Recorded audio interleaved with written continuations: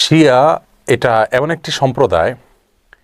শিয়াদের পরিচয় জানার আগে শিয়া শব্দের অর্থ আমাদের জেনে নেওয়া দরকার। শিয়া শব্দটি বলতে মূলত দল, উপদল বা অনুসারীদের কোনো গোষ্ঠী এটা বোঝানো হয়। শিয়া বলতে বোঝানো হয় শিয়াতু আলিয়িন বা আলী রাদিয়াল্লাহু তাআলা আনহুর অনুসারী গোষ্ঠী, এদেরকে শিয়া বলা হয়। বা আলে বাইত রাসূল করিম সাল্লাল্লাহু আলাইহি সাল্লামের পরিবার কেন্দ্রিক যাদের ভক্তি, বিশ্বাস এগুলো গড়ে উঠেছে তাদেরকে সাধারণত শিয়া বলা হয়। শিয়াদের উৎপত্তি এটা সাহাবায়ে কেরাম রিদওয়ানুল্লাহি তাআলা আজমাইন তাদের যুগ থেকেই বলতে পারি। এবং শিয়াদের উৎপত্তির পেছনে যে লোকটি ছিল তার নাম হলো আব্দুল্লাহ ইবনে সাবা। ইহুদি ছিল, পরবর্তীতে সে মুসলিমদের বেশ ধারণ করে মুসলিমদের ক্ষতি সাধন করার জন্যই মূলত এই গ্রুপটির তারা আবিষ্কার করে। শিয়াদের সম্পর্কে আমাদের দেশের সাধারণ মুসলমানদের মধ্যে ধারণা খুবই কম। আমরা অনেকেই মনে করি মুসলিমদের মধ্যেই একটি সাধারণ দল শিয়া, অথচ শিয়াদের যে সমস্ত বিশ্বাস আছে সে বিশ্বাসগুলো ইসলামের একেবারে মৌলিক বিশ্বাসগুলোর সাথে অনেকগুলো বিশ্বাস আছে যেগুলো সাংঘর্ষিক। অনেক ভাই বোনরা মনে করেন যে শিয়াদের সাথে আহলুস সুন্নাহ ওয়াল জামাআতের, অর্থাৎ যারা কোরআন এবং সুন্নাহকে দলিল হিসাবে গ্রহণ করে সেটাকে অনুসরণ করে, তাদের সাথে শিয়াদের একটা পার্থক্য তারা মনে করেন যে শুধুমাত্র খেলাফত নিয়ে, অর্থাৎ আবু বকর রাদিয়াল্লাহু তাআলা এবং আলী রাদিয়াল্লাহু তাআলা আনহুর ভিতরে কে বেশি খেলাফতের হকদার এটা নিয়ে মত পার্থক্য। আসলে বিষয়টা তা নয়, বরং শিয়াদের বিশ্বাসগুলোকে একত্র করা কঠিন। তাদের মধ্যে অনেকগুলো দল উপদল আছে, তার ভিতরে কমন কিছু বিশ্বাস আছে বেশিরভাগ শিয়ারা লালন করে। তার ভিতরে একটি হলো তারা কালিমাতুত তাওহীদ আমরা যেটা বলি এটাকে যথেষ্ট মনে করে না। তারা মনে করে লা ইলাহা ইল্লাল্লাহ মুহাম্মাদুর রাসূলুল্লাহ এবং আলিয়ুন ওয়ালিউল্লাহ এটাও স্বীকৃতি দিতে হবে, মুখে উচ্চারণ করতে হবে, তারপরে মানুষ মুসলিম হবে। তাদের মধ্যে কোনো কোনো গ্রুপ আছে যারা কোরআনে কারিমের 30 পারার যে কোরআন এটার ব্যাপারে তারা সন্দেহ পোষণ করে এবং তারা কোরআনের বিকৃতিতে বিশ্বাস করে বা বিকৃতি করে, এটাকে তারা সঠিক মনে করে বিকৃতি করে থাকে।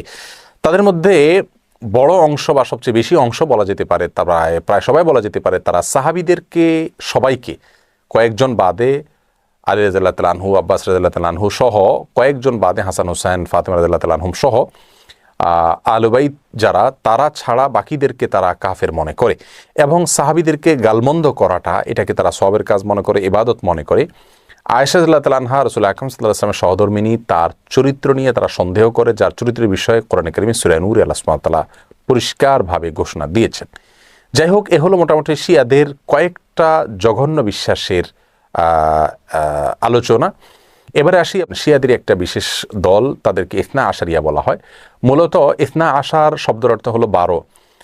ইসনা আশারিয়া গ্রুপ বলতে শিয়াদের ওই গ্রুপকে বলা হয় যারা 12 জন ইমামে বিশ্বাস করে, অর্থাৎ যারা মনে করে যে 12 জন ইমাম আল্লাহর পক্ষ থেকে নির্ধারিত, তারা রাসূল করিম সাল্লাল্লাহু আলাইহি সাল্লামের ওয়াফাতের পরে ধারা পরম্পরায় আসছেন এবং তাদের মধ্যে প্রথম ইমাম ছিলেন আলী রাদিয়াল্লাহু তাআলা আনহু এবং সর্বশেষ ইমাম ছিলেন মুহাম্মদ ইবনুল হাসান আল আসকারি। এসব ইমামদের সম্পর্কে, ইমামদের মধ্যে সর্বশেষ ইমাম যিনি মুহাম্মদ ইবনে হাসান আল আসকারি, তারা মনে করে তিনি লুকায়িত হয়ে গেছেন, আবার প্রকাশিত হবেন এবং এই ইমামরা সবাই নিষ্পাপ, তারা কোনো ভুল ত্রুটির ঊর্ধ্বে, এবং এই ইমামরা সকল প্রকার ইবাদত বন্দিগির ঊর্ধ্বে উঠে গেছেন, তাদের কোনো ইবাদত বন্দিগি করতে হয় না। এই বিশ্বাসগুলো লালন করে থাকে ইসনা আশারিয়া গ্রুপ। শিয়াদের ব্যাপারে আমাদের ধারণা কি হবে, তাদেরকে আমরা কাফের বলবো কিনা? উত্তর হলো, শিয়াদের মধ্যে যারা আয়েশা রাদিয়াল্লাহু তাআলা আনহার চরিত্র নিয়ে সন্দেহ করে, কোরআনের ব্যাপারে যাদের সন্দেহ রয়েছে এবং বিকৃতি সাধন করে থাকে, এবং কেউ কেউ আছে রাসূল করিম সাল্লাল্লাহু আলাইহি সাল্লামের রিসালাত নিয়েও সন্দেহ করে। তারা বলে যে জিবরিল ভুলে রাসূল করিম সাল্লাল্লাহু আলাইহি সাল্লামের কাছে রিসালাত নিয়ে আসছিল মূলত আলী রাদিয়াল্লাহু তাআলার কাছে। এরকম আর অনেকগুলো বিশ্বাস লালন করে। এই সম্প্রদায়গুলোকে বা এইরকম বিশ্বাস লালনকারীদেরকে আমরা মুসলিম মনে করতে পারি না। তবে হ্যাঁ, তাদের মধ্যে অনেকগুলো গ্রুপ আছে যাদেরকে সরাসরি কাফের বলা যায় না, তাদের অনেকগুলো ভুল এবং ভ্রান্ত বিশ্বাস রয়েছে। এদের মধ্যে সবচাইতে সাধারণ যেটা বিশ্বাসের দিক থেকে সবচাইতে তুলনামূলকভাবে কম জঘন্য বলা যেতে পারে সেটা হলো আবু বকর রাদিয়াল্লাহু তাআলা চাইতে আলী রাদিয়াল্লাহু তাআলাকে খেলাফতের জন্য অধিক হকদার মনে করা। শিয়াদের অনেকগুলো ভ্রান্ত বিশ্বাস নিয়ে বিস্তারিত এবং বিশদ আলোচনা করা দরকার, তা না হলে তাদের বিষয়ে আমাদের ধারণা পরিষ্কার হবে না।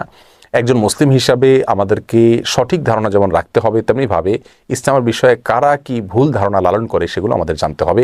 কোরআন নিয়ে যারা সন্দেহ করে, সাহাবীদেরকে যারা গালমন্দ করে, সাহাবীদেরকে যারা কাফের মনে করে এবং রাসূল করিম সাল্লাল্লাহু আলাইহি সাল্লামের সহধর্মিণীর চরিত্র নিয়ে যারা সন্দেহ করে, কোরআনের বিকৃতি যারা সাধন করে, এদের ব্যাপারে আমাদের ধারণা কি হওয়া উচিত, সেটা আমার মনে হয় যে কোনো সাধারণ দর্শক শ্রোতাই আমরা সহজেই সিদ্ধান্ত নিতে পারবো। আল্লাহ তাআলা আমাদের সকলকে সঠিকটা বুঝার তৌফিক দান করুন।